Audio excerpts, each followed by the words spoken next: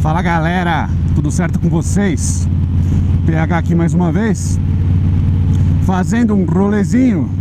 Mas hoje eu não vou falar do rolê não, vou falar pra vocês sobre algumas considerações e dicas pra quem tá procurando a primeira HD.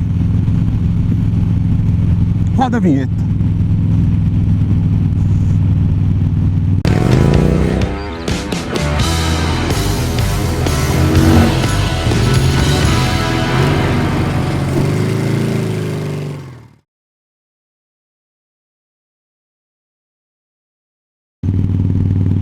Então tem muita gente aí, como eu falei naquele vídeo que eu falo um pouco sobre o mercado das motos e tal, que a gente vendeu a Fat Bob. Tem muita gente aí partindo para a primeira moto, para a primeira HD, né? Até pela questão dos assaltos, questão da insegurança e tal, também comentei isso aí num vídeo recente. O que acontece? Tem muita gente buscando aí a primeira Custom ou a primeira HD que seja. E o cara que tá vindo de moto esportiva ou até mesmo de Big Trail, talvez o cara não tenha tanto conhecimento aí, ou tanto histórico sobre a marca, e acaba se importando com itens aí que pro universo da HD eles são menos expressivos e tal. Então aqui a ideia não é criar uma verdade absoluta, não é criar uma apostila, nada, é só dar as minhas opiniões, as minhas opções, tá? Isso também porque eu recebo algumas mensagens aí da galera do tipo, mais recente eu recebi uma mensagem de um cara: tô comprando uma Heritage, eu não me recordo qual ano que era agora, tá com 35 mil quilômetros, mas eu pretendo ir com ela até a Argentina. Você acha que ela aguenta? Cara, uma moto com 35 mil quilômetros não é nada, né? Não é nada. Eu acho que ela aguenta tranquilamente se ela tiver passado por uma boa manutenção e tal. Enfim, então é sobre isso que a gente vai falar hoje, né? Eu já vou começar falando pelo item mais crítico, vamos dizer assim, o que chama mais atenção, que é quilometragem. A quilometragem eu acho que ela pouco importa para tua moto, principalmente quando a gente está falando da HD, né? Eu já falei em alguns vídeos aqui, tem 5 vídeos aí, tem 2 vídeos, desculpa, eu vou deixar eles até na descrição aqui e vou colocar no card ao longo deste vídeo que eu tô gravando, que um diz 5 motivos para você comprar uma HD e outro diz por que você não deve comprar uma HD, né? A questão mercadológica mudou um pouco de lá para cá, mas eles continuam bem atuais, tá? Principalmente porque você não deve comprar uma HD. Mas assim, quando você vai comprar uma moto, principalmente uma Harley Davidson, o pessoal se preocupa com a quilometragem ela é pouco importante. Por quê? Porque a HD ela é um motor desenhado aí para alta durabilidade e baixa complexidade de manutenção. O que isso quer dizer? As manutenções são simples, não são tão caras como se imagina, elas são simples, tá? E o motor trabalha num regime de giro muito baixo, comparado com outras motos. Então um cara que está andando numa moto Speed aí, ele anda tranquilamente acima dos 10 mil giros. Enquanto a HD, o cara vai rodar aí estourando o limite de giro de uma moto stock 5.600 RPM, se eu não me engano. Tá? A partir daí ela começa a cortar, vamos dizer assim, a injeção. Então o que acontece? O motor, ele para rodar os mesmos 1000 quilômetros que uma moto Speed, que roda, ele tá trabalhando ali, digamos, a 12.000 RPM, e você tem uma uma HD trabalhando a 4.000 RPM, ou seja, o motor da moto Speed, ele girou 3 vezes mais do que o motor da HD, tá? Isso é uma coisa assim que você tem que levar em conta, um pouco em conta, quando você está pensando em quilometragem, principalmente falando aí do conjunto de força, motor e câmbio. Mas eu costumo dizer que Harley Davidson usada é questão de estado de conservação da moto. Então você vai achar aí motos bem rodadas, em estado de conservação excelente, tá? E aí eu já vou entrar diretamente em 2 itens, tá? 2 dicas importantes para você quando você estiver procurando a sua moto. A primeira, o estado geral de conservação da moto, e a segunda é o histórico de manutenção realizado daquela moto, tá? Então vamos para a primeira, estado geral da moto.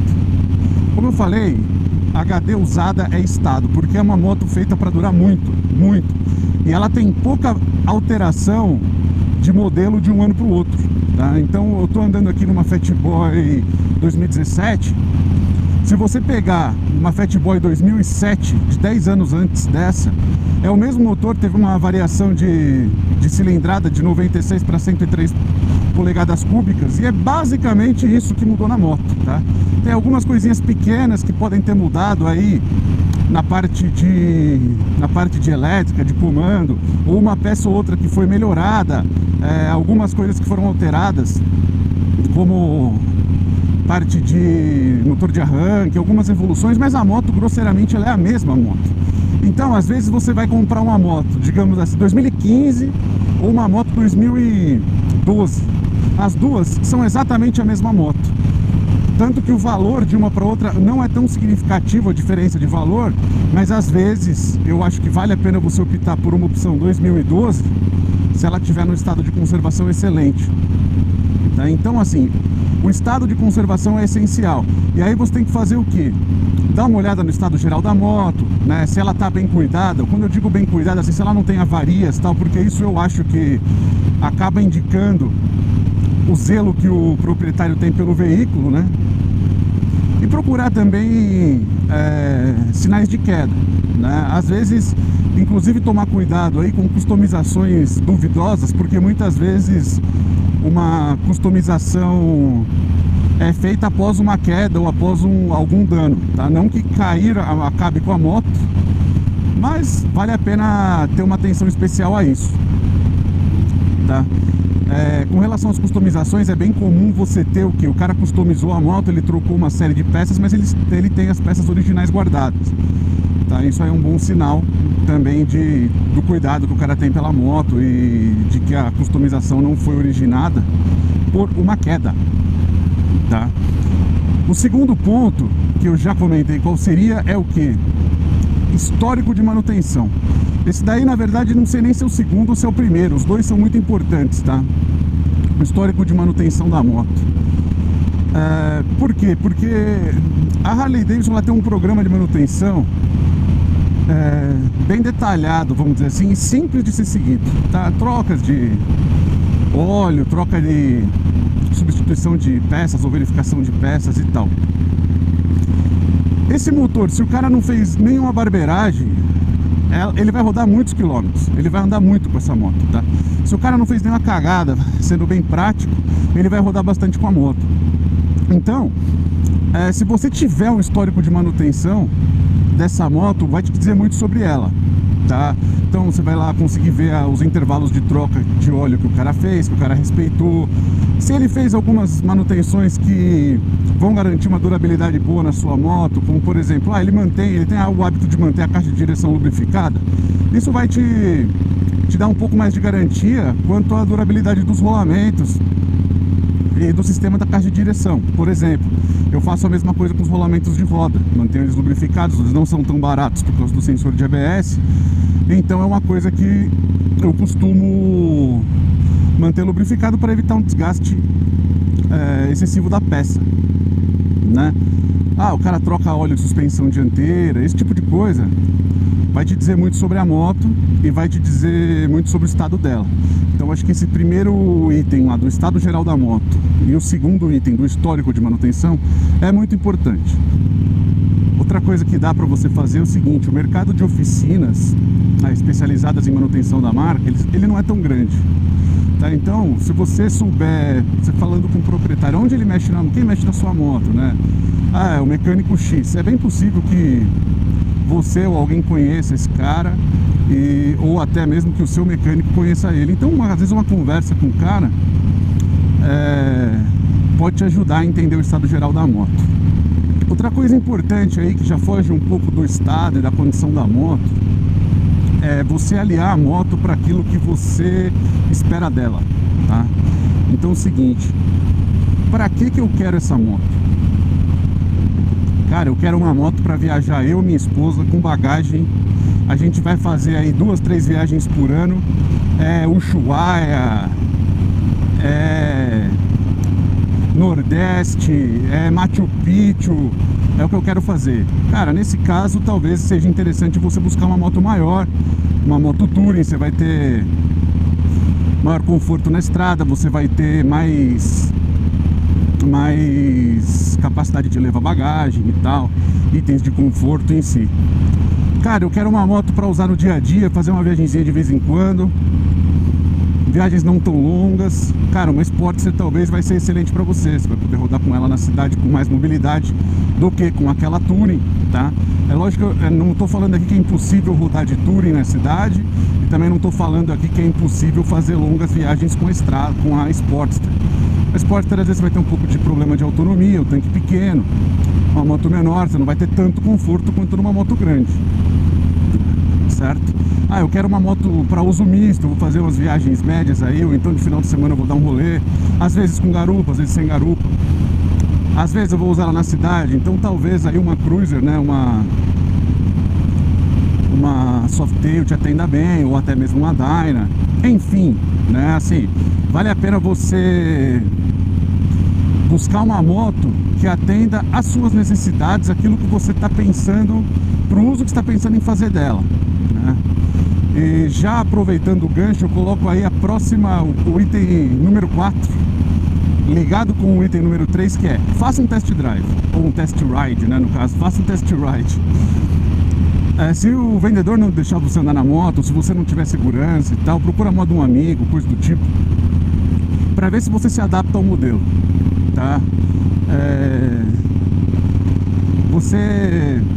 Porque tem gente que adora a moto, adora a marca. O cara tem uma moto que tem uma Dyna, por exemplo, daí o cara troca por uma Softail ou por uma Touring e não curte o estilo, não curte o resultado, não curte aquela moto em específico. O cara quer uma moto um pouco mais versátil, o cara quer uma moto com um pouco mais de velocidade, o cara não vai viajar e tal. Cara, então assim, eu acho que é fundamental você conhecer a moto que você está se dispondo a comprar. Anda com ela, ou anda com uma moto parecida com ela, para você saber exatamente aonde você está pisando, para você saber exatamente o que você vai encontrar. Eu acho que essa daí é uma das dicas também mais importantes, né? A dica número 5, que é a última dica, não é uma dica para comprar, mas é uma dica após a compra, tá? Inclusive várias pessoas já falaram sobre isso, eu já falei, o Alemão Ride falou no vídeo dele quando ele compra HD também. Que eu acho fundamental é você fazer uma boa revisão pós-compra. Como assim? Você comprou a moto tá inteira, cara. Você tem um histórico de manutenção. Eu comprando essa moto, eu faço o quê? Eu levo ela no meu mecânico e eu dou uma geral na moto. Dou uma olhada nos óleos de suspensão, dou uma olhada nos rolamentos, seja caixa de direção, rolamento de roda, rolamento de balança, dou uma olhada, tensão da correia, enfim, troco os fluidos, mesmo que o antigo proprietário disse que tenha trocado, porque assim, é um dinheiro que você vai gastar, mas é um dinheiro que você está investindo na sua moto e na segurança dela. Então você vai fazer o quê? Cara, pega a moto, dá uma boa olhada nela, e assim você vai saber, cara, eu tenho moto aí para andar mais 5.000 km tranquilo, sem precisar fazer nada, ou eu tenho, identifiquei que tem alguma coisa aqui que logo mais pode ser que demande atenção. Então acho que é bem importante você fazer essa revisão pós-compra.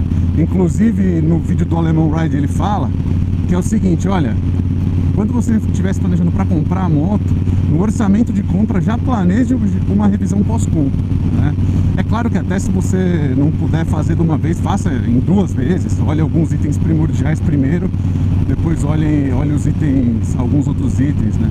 Eu, quando comprei a minha moto, ela tinha recém feito as trocas dos óleos, por exemplo. Então tinha os registros, tinha sido feito de fato. Lógico, quando você compra a moto, você quer rodar. Então eu comprei a moto, rodei com ela, fiz alguns rolês, algumas viagens, rodei uns 1.000 km com a moto. Aí eu encostei ela no mecânico, aí realmente os óleos estavam bons, mas mesmo assim nós trocamos. O óleo de bengala estava muito ruim, fazia já algum tempo que tinha sido trocado. A gente substituiu, assim como os fluidos de freio, já tinham absorvido bastante umidade, já tinha um sinal ali da ação do tempo. Então a gente acabou trocando também os fluidos de freio, além de lubrificar rolamento, esse tipo de coisa aí.